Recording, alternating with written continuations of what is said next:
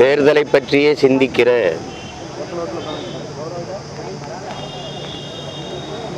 தலைவர்கள் உருவாகிவிட்ட இந்த சூழலில் அடுத்த தலைமுறையை பற்றி சிந்தித்த மாபெரும் தலைவன் தன்னலமற்று உண்மையும் நேர்மையுமாக இந்த மண்ணுக்கும் மக்களுக்கும் இறுதி மூச்சு வரை உழைத்த ஈடு இணையற்ற பெருமகனார் இந்த மண் அடிமைப்பட்டு கிடக்கிற போது அதன் விடுதலைக்காக போராடி 9 ஆண்டுகள் சிறைப்பட்டு 9 ஆண்டுகள் இந்த மண்ணை முதன்மை அமைச்சராக இருந்து ஆட்சி செய்து மக்களின் மனமெல்லாம் நிறைந்த மகத்தான தலைவன் கல்வி மறுக்கப்பட்ட இனக்கூட்டத்திற்கு பல ஆயிரக்கணக்கான பள்ளிக்கூடங்களை திறந்து எழுத்தறிவித்த இறைவன், அறிவு புகட்டிய ஆண்டவன், போற்றுதற்கும் வணக்கத்திற்கும் உரிய பெருந்தலைவர் எங்கள் தாத்தா காமராஜர் அவர்களுடைய பிறந்த நாள் இன்று. இப்படி ஒரு தலைவன் இந்த நிலத்தில் இருந்தாரா வாழ்ந்தாரா என்று இந்த தலைமுறை பிள்ளைகள் நம்ப மறுக்கிற அளவிற்கு உண்மையும் நேர்மையுமாக வாழ்ந்து காட்டிய ஒரு மாபெரும் தலைவர். அவருடைய பிறந்த நாளை போற்றுகிற பிள்ளைகள் அந்த தூய தலைவனின் பாதையில் நடந்து இந்த மண்ணுக்கு மக்களுக்குமாக உண்மையும் நேர்மையுமாக நின்று உழைத்து இந்த தீய ஆட்சி முறையை ஒழித்து தூய ஆட்சி முறை மலர அரும்பாடாற்றுவோம். கேடுகட்ட இந்த பரநாயகத்தை வீழ்த்தி மாண்புமிக்க ஜனநாயகத்தை மலரச் செய்வோம். இந்த மண்ணின் பிள்ளைகள் குடிகள் ஒவ்வொருவருக்கும் உண்மையான முழுமையான சுதந்திரம் கிடைப்பதற்கு அரும்பாடாற்றுவோம் என்கிற உறுதியை தாத்தா காமராஜர் அவர்கள் பிறந்த நாளில் நாங்கள் ஏற்கிறோம். தமிழின பிள்ளைகள் பெருமிதத்தோடும் திமிரோடும் எங்கள் புகழ் வணக்கத்தை தாத்தா காமராஜர் அவர்களுக்கு செலுத்துவதில் பெருமையில் அடைகிறோம். சார், இன்னைக்கு முதலமைச்சர் உங்களுடன் ஸ்டாலின் ஒரு திட்டத்தை தொடங்கியிருக்காரு. அரசனுடைய இந்த முன்னெடுப்பை நீங்க எப்படி பார்க்குறீங்க? இவ்வளவு நாள் உங்களுடன் ஸ்டாலின் சரி, இவ்வளவு நாள் அவர் யாரோட இருந்தார்? இந்த கேள்விக்கு பதில் யார்கிட்ட இருக்கு? உங்ககிட்ட இருக்கா? கேள்வி எழுப்பின தம்பிகிட்ட இருக்கா? நீங்களே பார்க்குறீங்க, இந்த சாலையில் வரும்போது பார்த்துருப்பீங்க.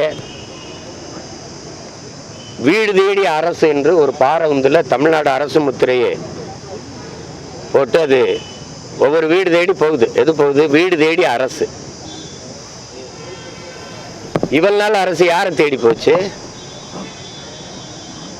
ஓரணியில் திரள்வோம். எதுக்கு? கூடி கொள்ளையடிக்க, கூடி கொலை செய்ய, கூடி கற்பழிக்க. அதுக்கு தானே. வேற எதுக்கு? கூடி குடிக்க. வேற எதற்காக இந்த ஓரணியில் திரள்வோம்? ஓரணியில் எப்ப திரள்விய? தேர்தலுக்கு 6 மாசம் இருக்கும்போது. அதுக்கு முன்னாடி என்ன பண்ணுவீங்க? என்ன பண்ணுவீங்க? என்ன பண்ணீங்க? நீங்க முதல்ல சொல்லுங்க. மொழி காக்கன்னு போட்டிருக்கீங்க. பக்கத்துல திராவிட பேரொழின்னு எங்க பாட்டனார் அயோத்திதாசருக்கு ஒரு மண்டபம் கட்டிட்டு, சரி சொல்லிட்டு போங்க திராவிட பேரொழி என்று. இவர் திராவிட பேரொழின்னா ராமசாமி ஐயா திராவிட இருட்டா? அவர் என்ன? சரி, திராவிட பேரொழியை எப்படி எழுதியிருக்குன்னு பாருங்க. திராவிட பேரொழி, அதை படிங்கள. அங்கே ஒற்றெழுத்து இல்லை. ஏன் இப்ப இல்லை? திராவிட பேரொழியா திராவிட பேரொழியா? அது என்னது? இது அரசு எழுதுது பாருங்க.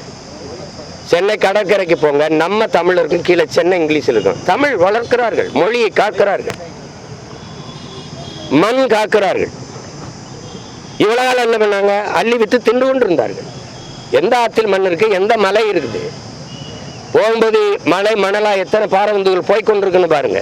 மண்ணை காக்கிறார்கள், மானம் காக்கிறார்கள். மானத்துக்காக உயிரை விட்ட ஒரு இனக்கூட்டத்தை மானங்கட்ட கூட்டமாக மாற்றி நிறுத்தி விட்டுட்டு இலவச அரிசிக்கு 500க்கும் 1000க்கும் கையேந்த வச்சுக்கிட்டு வேட்டி சேலைக்கு இலவச திருமணத்திற்கு ஏங்கி நிற்க வச்சுக்கிட்டு பிச்சைக்கார கூட்டமாக மாற்றி நிறுத்திட்டு மண் காக்க, மொழி காக்க, மானம் காக்க எப்போ வர்றீங்க? எப்போ வர்றீங்க? வந்து உங்களுக்கு என்ன பிரச்சனை அப்படின்னு பிரச்சனையே 60 ஆண்டுகளா நீங்க தான். உங்க அப்பா, இப்ப நீங்க, அடுத்து இப்ப உங்க மகன், நீங்க தான் பிரச்சனை. நாட்டுக்கு பிரச்சனையே என்னன்னு தெரியாம இப்பதான் வந்து பிரச்சனை என்னன்னு 4.5 வருஷம் 4.5 ஆண்டுகள் ஆட்சியில் இருந்துட்டு இந்த தேர்தல் வரும்போது ஒரு காதல் வரும் பாருங்க. தோண்டப்பட்ட குழிகள் மூடப்படும், சாலைகள் போடப்படும், எல்லாம் நடக்கும், விளக்குகள் மின்சாரம் அணையாமல் கொடுக்கப்படும். இதுதான் என் உடன் பிறந்தார்களே தேர்தல் அரசியல், கட்சி அரசியல். என்றைக்கு இது இரண்டையும் கடந்து மக்கள் அரசியல் இந்த மண்ணில் மலருதோ அன்னைக்கு தான் மகத்தான தலைவன் காமராஜரின் ஆட்சி இந்த மண்ணில் மலரும். இல்லைன்னா அது மலராது. சும்மா இவங்க காலங்காலமா இந்த ஏமாற்று இந்த ஏமாற்று இந்த ஏமாற்று பாருங்க. நீ பிஜேபி வந்துடும். பிஜேபின்னு ஒன்று இல்லைன்னா திமுக செத்து 20 வருஷம் இருக்கும். திமுகங்கிற கட்சி அழிஞ்சே 20 வருஷம் ஆயிருக்கும். யாராவது மறுக்க சொல்லுங்க. திமுகவை பதவியில் அமர்த்தினது ஐயா ஸ்டாலினா, ஐயா மோடியா? யாராவது மனச்சான்று இருக்கிற நெஞ்ச வச்சு சொல்லு. திமுக கட்சி உழைச்சி வந்துச்சா பாரதிய ஜனதா வெள்ள வச்சிருக்கா? பாரதிய ஜனதா வந்துடும், பாரதிய ஜனதா வந்துடும். குடுகுடுப்பக்கார மாதிரி ஊரோட அடிச்சு கத்துனது யாரு? இன்னும் 15 வருஷமா கத்துற, 3வது முறையும் வந்துட்டாப்ல. இப்பவும் பிஜேபி வளர விடக்கூடாது, பிஜேபி வளர விடக்கூடாது. அது எங்க வளருது?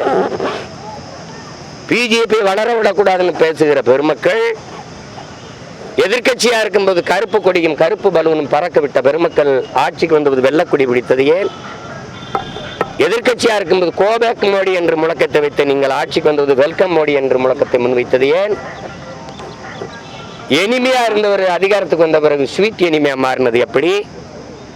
எப்படி அமலாக்கத்துறை சோதனை வந்தது, அது அமுக்குன மாதிரியே அமுல் ஆக்கமாயிருச்சு. எப்படி அமைதியாயிருச்சு? எப்படி வந்தார்கள், சோதித்தார்கள். சரி, என்ன நடந்தது? யாருக்காவது சொல்லுங்க, நீங்க எல்லாம் சொல்லுங்க. நேர்மையான ஊடகங்கள் நெஞ்ச தொட்டு யாராவது பேசுங்க. எங்கது 3 முறை நிதி ஆய்வு கூட்டத்துக்கு வரமாட்டேன் என்று நெஞ்சு நிமித்தி சொன்ன நம்முடைய முதல்வர் ஈடி ரைடு வந்த ஓடி வாரே மோடின்னு போனது யாரு? அங்க போய் கையை பிடிச்சிக்கிட்டு கெஞ்சிக்கிட்டு நின்னீங்களா? கெஞ்சி நீங்கள் இந்த அமலாக்கத்துறை அந்த சோதனையை மூடுனீங்களா, இல்ல எதிர்த்து நின்று போரிட்டு நின்னீங்களா? இப்படி ஒரு கேடுகட்ட அரசியல் கட்டமைப்பை இந்த திராவிட கட்சியில தவிர எவன் செய்வான்? எவன் செய்வான்? இந்த நாட்டில் எல்லாம் பெண்ணிய உரிமை பேசும், எல்லாம் பேசும். எனக்கு எதிராக மாதர் சங்கம்லாம் போய் மண்டிட்டு மனு கொடுக்கும், முறையிடும், எழுத்து போராடும், எல்லாம் பண்ணும்.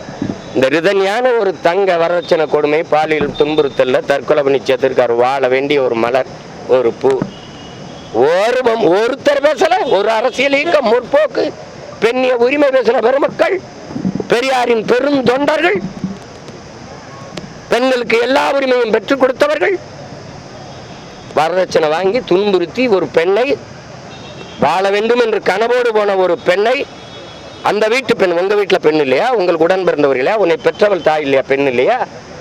அவள் என்ன மனநிலை இருந்தாலும் 60 நாள்ல தன் உயிரை மாய்த்து இறந்திருப்பாள். அந்த மனநிலை அவள் தெரிஞ்சிருச்சு. எத்தனை பெண்கள் இப்படி வீட்டுக்குள்ள வதங்கி வாடி வெளியில சொல்ல முடியாம தவிச்சு போய் நிக்கிறாங்க. இதுக்கு என்ன நடவடிக்கை எடுத்திருக்கு அரசு? என்ன நடவடிக்கை எடுத்திருக்கு?